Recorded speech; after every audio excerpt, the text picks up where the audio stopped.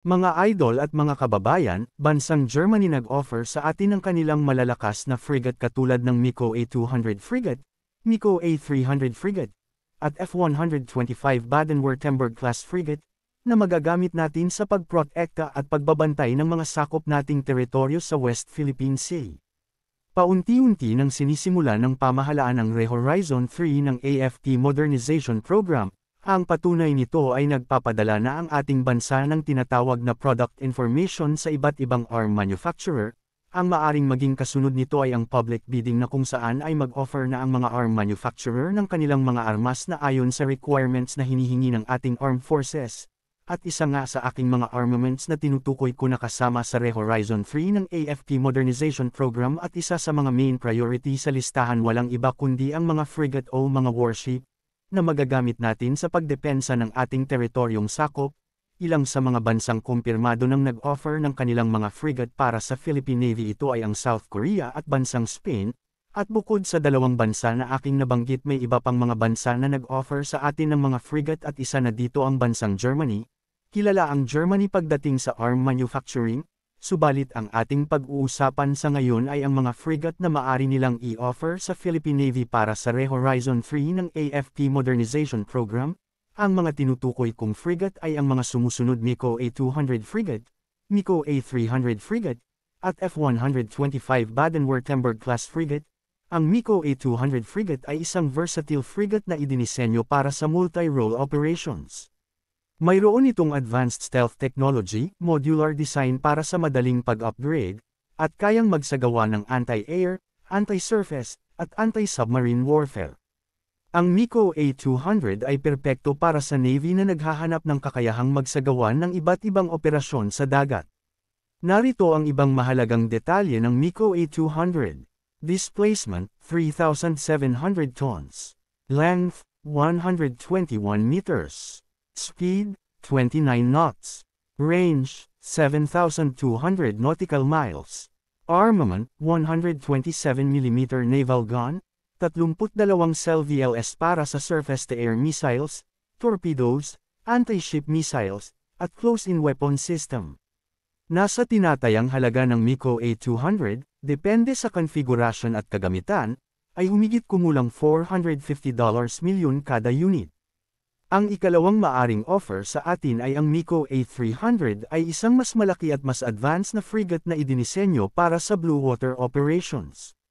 Nag-aalok ito ng pinalawak na endurance, mas superior na firepower, at makabagong sensors at systems.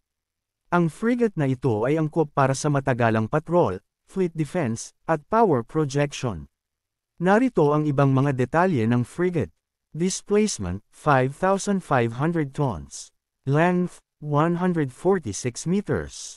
Speed, 30 knots. Range, 9,000 nautical miles. Armament, 1x127mm naval gun, 48 cell VLS, anti-ship missiles, torpedoes, at close-in weapon system.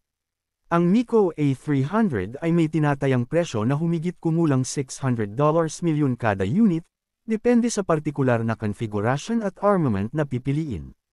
At ang pinakahuli sa ating listahan ay ang F125 Baden-Württemberg class ay ang pinakabagong frigate ng Germany, na idinisenyo para sa pangmatagalang deployment na may minimal na maintenance. Mayroon itong mataas na antas ng automation na nagpapababa sa crew requirements, at nakahanda sa pinakabagong electronic warfare at surveillance systems.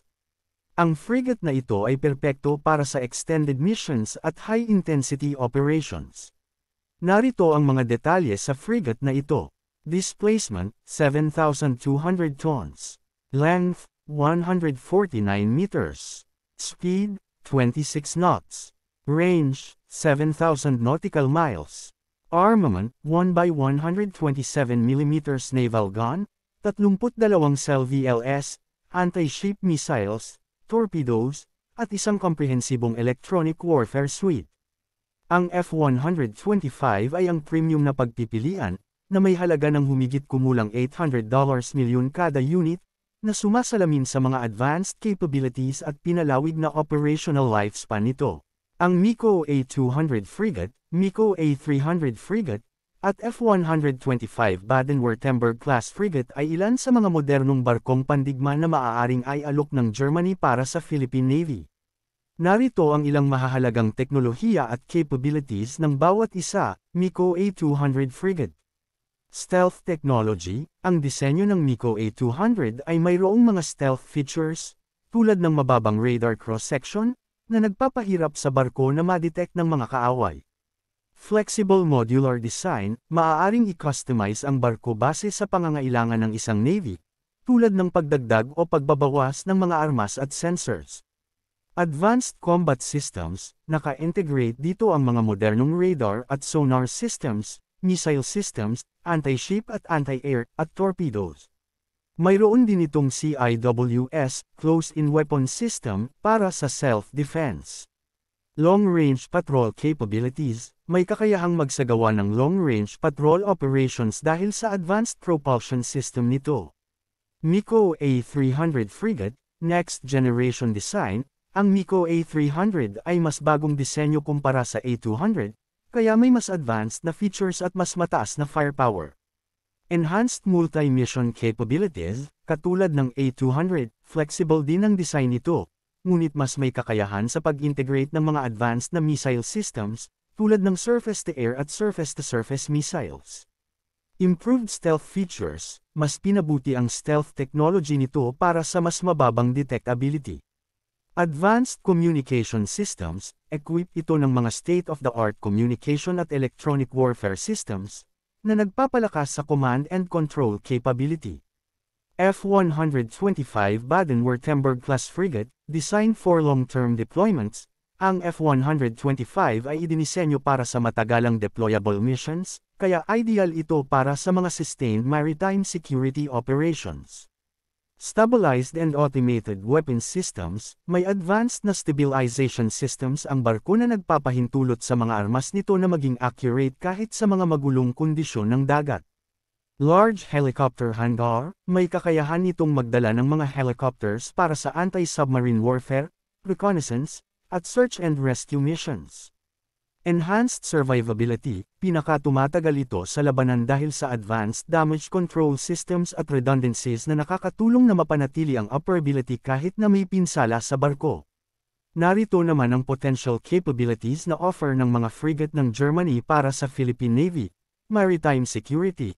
Ang mga frigate na ito ay may kakayahang magsagawa ng patrols at interdiction operations para sa pagprotekta sa Exclusive Economic Zone, EEZ, ng Pilipinas, laban sa illegal fishing, piracy, at smuggling.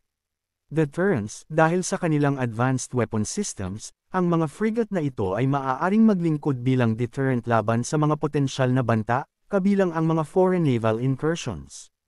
Multi-mission capability, pwede silang gamitin para sa iba't ibang uri ng misyon tulad ng humanitarian assistance and disaster relief, HADR, anti-submarine warfare, at maritime domain awareness operations.